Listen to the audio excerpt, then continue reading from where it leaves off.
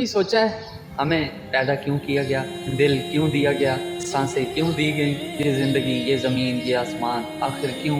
دنیا کے شور میں انسان سب کچھ سن لیتا ہے سوائے اس آواز کے جو اسے اس کے رب کی طرف بلا رہی ہوتی ہے۔ سورۃ البقرہ آیت نمبر 21۔ یا ایھا الناس اعبدوا ربکم الذی خلقکم والذین من قبلکم لعلکم تتقون۔ اے لوگو، اپنے اس رب کی عبادت کرو جس نے تمہیں پیدا کیا، اور ان لوگوں کو بھی جو تم سے پہلے گزر چکے، تاکہ تم پرہیزگار بن جاؤ۔ یہ قرآن پہلی کھلی پکار ہے انسان کے لیے۔ اے لوگو، نہ صرف مسلمانوں کے لیے، نہ صرف نیک لوگوں کے لیے، بلکہ ہر انسان کے لیے اللہ ہمیں اپنی عبادت کی طرف بلا رہا ہے، کیونکہ وہی ہمارا خالق ہے۔